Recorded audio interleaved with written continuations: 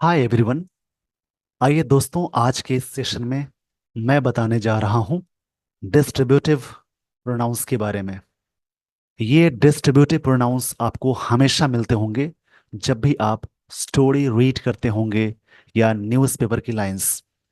तो इसके बारे में क्या क्या चीज़ें हैं, पूरी चीज़ें मैं बताने जा रहा हूं। इसके लिए आप सेशन के एंड तक ज़रूर बने रहें।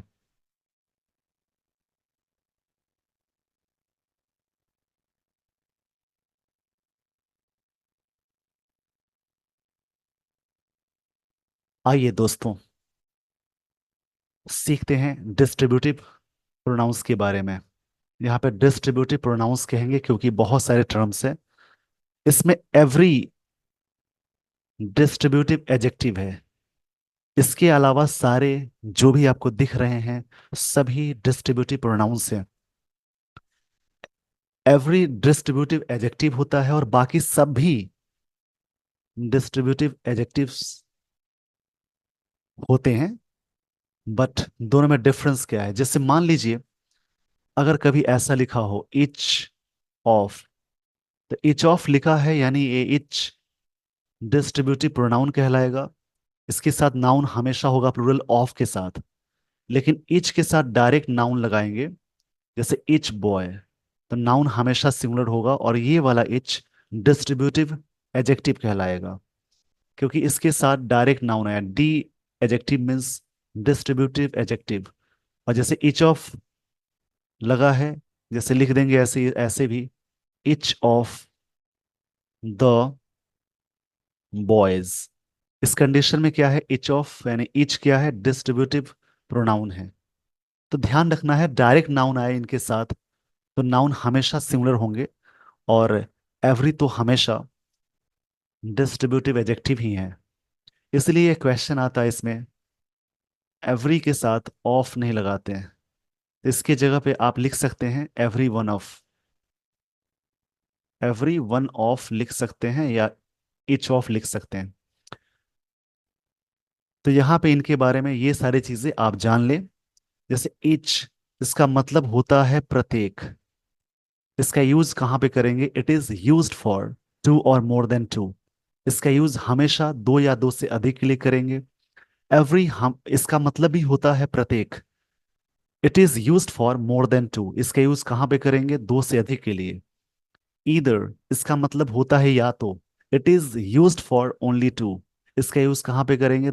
सिर्फ दो के लिए, या तो के सेंस में। नीदर, इसका मतलब होता है नहीं तो या ना तो। It is used for only two, इसका यूज कहाँ पे करेंगे? सिर्फ दो के लिए, नेगेटिव सेंस में। और एनी एक टर्म है जो या तो के सेंस में मोर देन टू में यूज करते हैं। आगे इसमें है none. It is used for, ये दो बार फॉर आ गया, एक बार मैं कर देता हूं, मोर देन टू।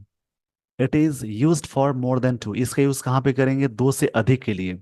नन का नेगेटिव सेंस में। और नाइदर यानी नीदर, इसका यूज हमेशा दो के लिए करते हैं, नेगेटिव सेंस में। तो ये इनके बारे में ये सारी चीजें थी कि कहाँ पे और कितने नंबर पे इनके यूज किए जा सकते हैं। इस पेज का स्क्रीनशॉट ले लीजिए। आई होप आपने स्क्रीनशॉट ले लिया होगा।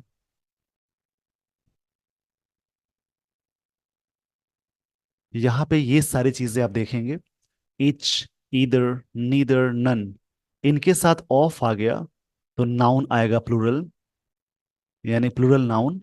और इनके साथ वर्ब हमेशा सिंगुलर होगा। और इनके साथ पजेशन, जो अधिकार बताने वाली चीज है, वो भी हमेशा आप रखेंगे सिंगुलर। तो each of, either of, neither of, none of, इसके साथ नाउन हमेशा होगा प्लूरल, और वर्ब हमेशा सिंगुलर, और पजेशन हमेशा सिंगुलर होगा।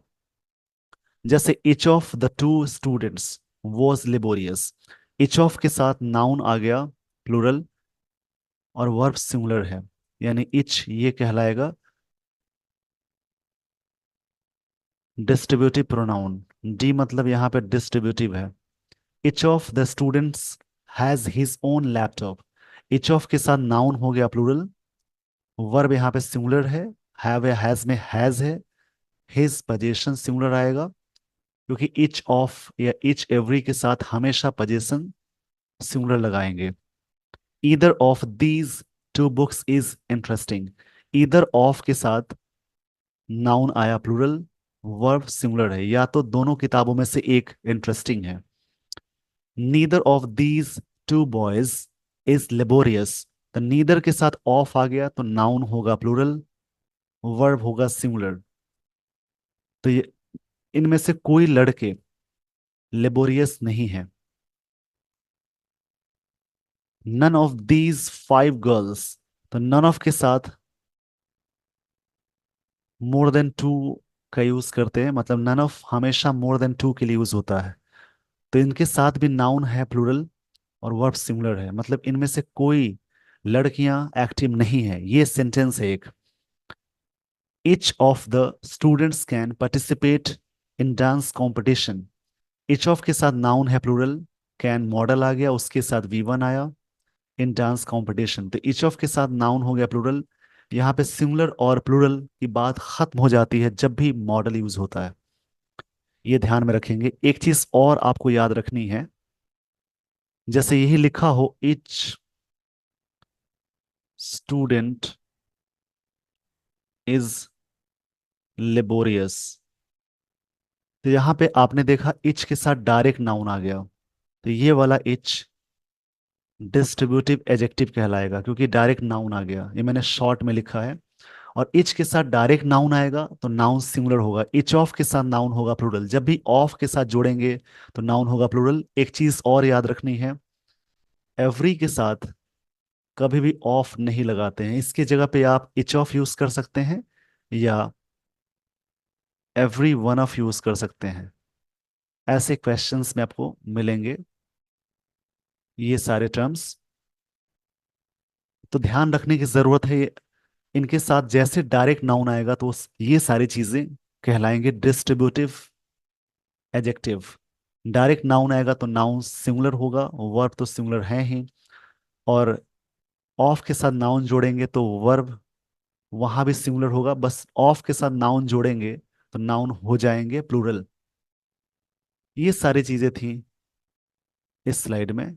आई होप आपको ये सारी बातें समझ में आ गई होंगी। इन सारी चीजों को अप्लाई करेंगे जब भी आप न्यूज़पेपर की लाइंस को रीड करेंगे। इसी प्रकार से छोटे छोटे सेशन मैं आपको प्रोवाइड कराऊंगा, आप इससे अपनी इंग्लिश को बेहतर बना सकते हैं और न्यूज़पेपर और स्टोरी में जोड़ सकते हैं। With this, everyone, I would like to end this session. Thank you so much for watching this video. Thanks, everyone.